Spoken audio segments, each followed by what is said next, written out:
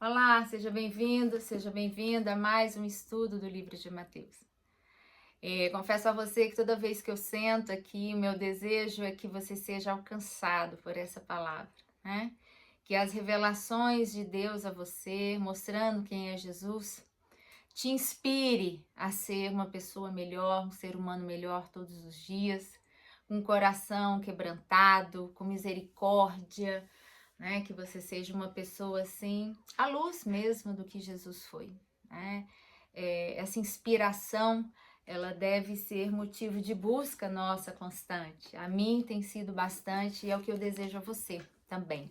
Se você chegou aqui, você sabe que aqui eu não falo de religião, aqui eu falo do Evangelho. Nós estamos em Mateus 10.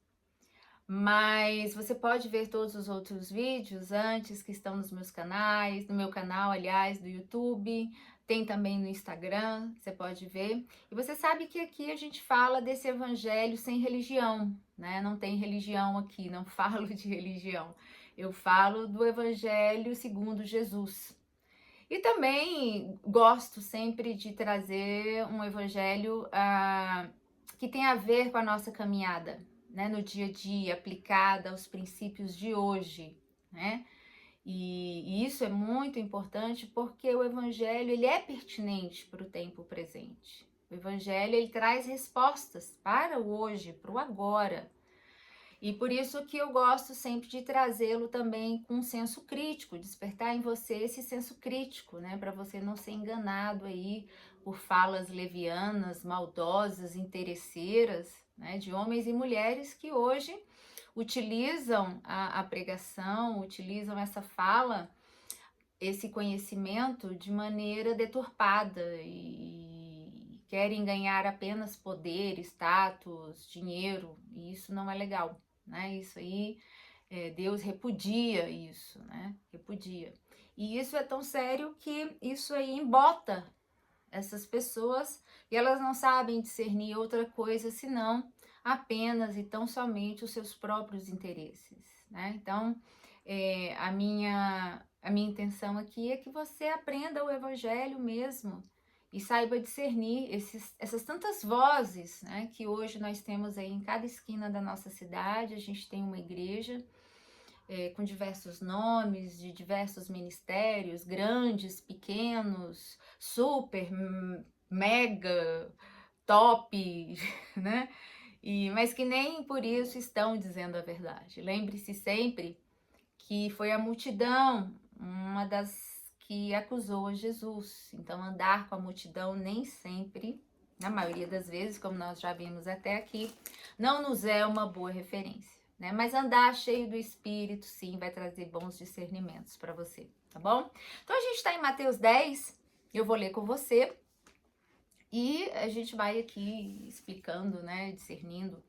Chamando a si os seus 12 discípulos, deu-lhes poder sobre os espíritos imundos para os expulsarem e para curarem toda sorte de doenças e enfermidades.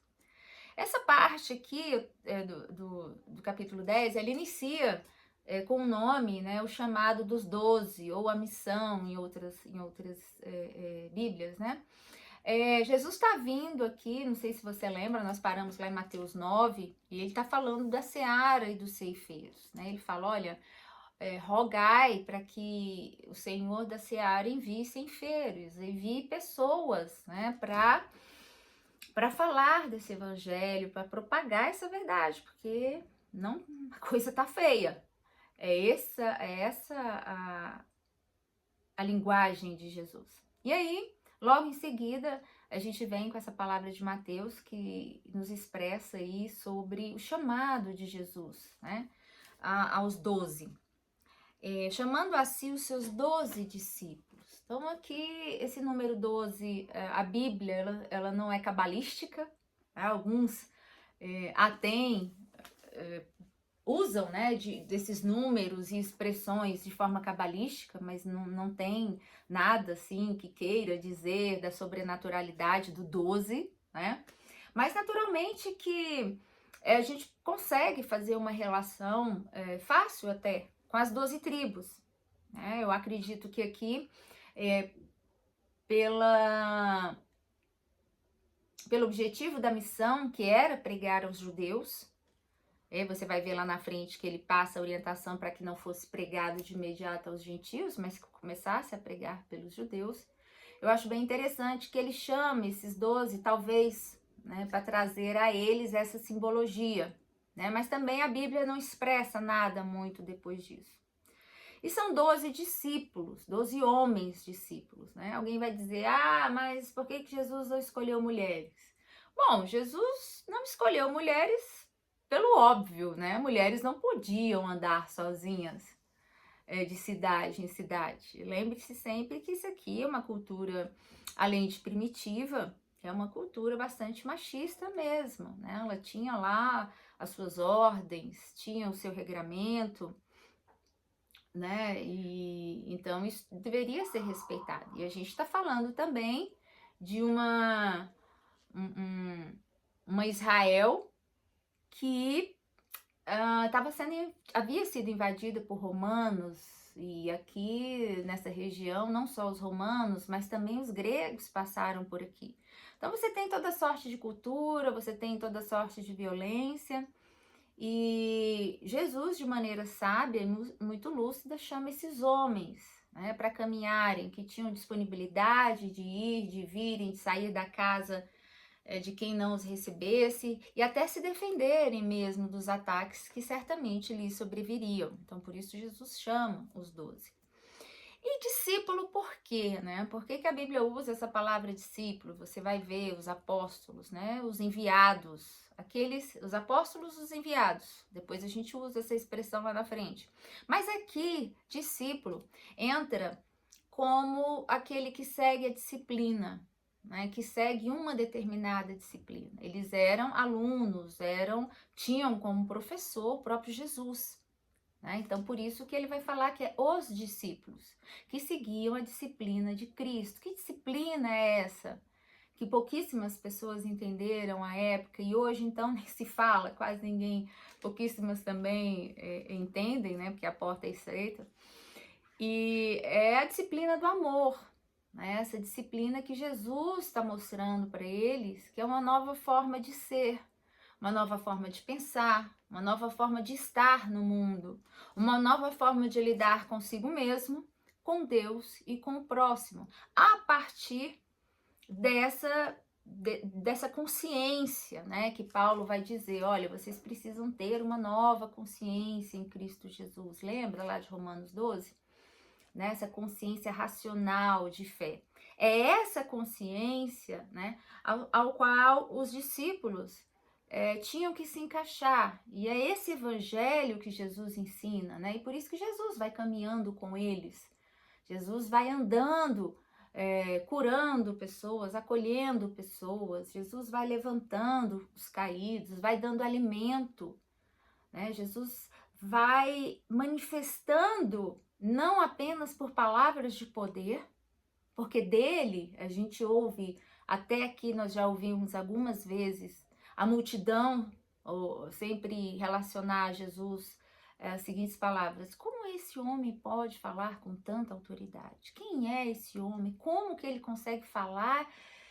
E a gente, né, se mobilizar, a gente prende os olhos diante dele. Então a gente vai ver muitos, a gente já leu aqui no mínimo umas 3 passagens até aqui, que retratam justamente esse constrangimento, esse incômodo que as palavras de Jesus traziam a quem o ouvia.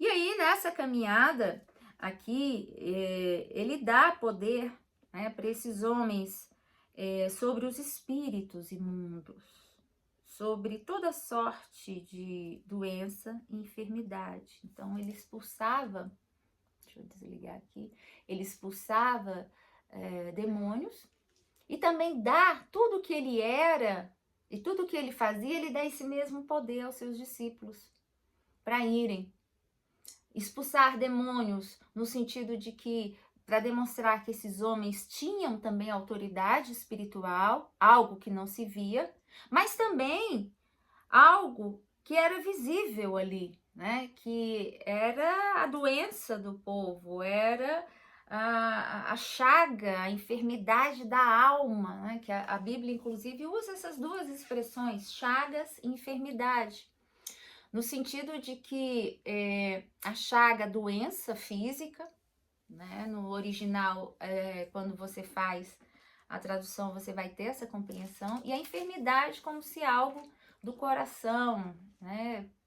Juntasse os caquinhos desse homem internamente, a partir dessa palavra que vai integrando o nosso ser a uma nova identidade, que é a identidade de Jesus.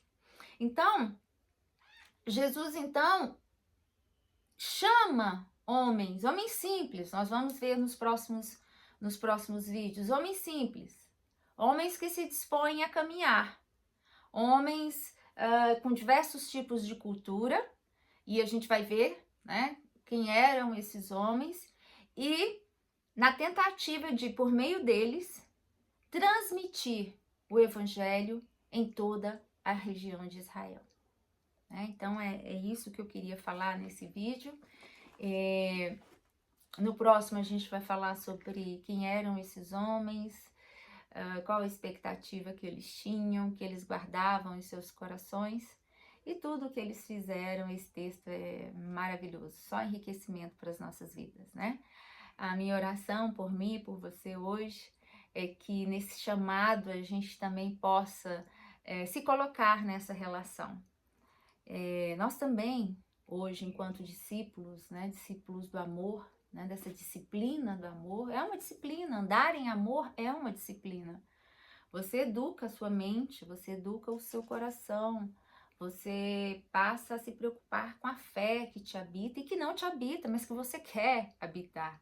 Ser discípulo é isso, ser discípulo é você estar sempre em busca de novidade de vida em Cristo Jesus, para que a cada novo dia, a cada novo momento, você possa aprender mais dele e que ele tenha misericórdia de nós e nos ensine a andarmos como esses discípulos naquilo que é bom e naquilo em que eles não foram bons. Que o Senhor nos ensine a sermos melhores por meio do seu Espírito e apenas, tão somente apenas pela sua misericórdia. Eu te espero, até a próxima e que Deus os abençoe.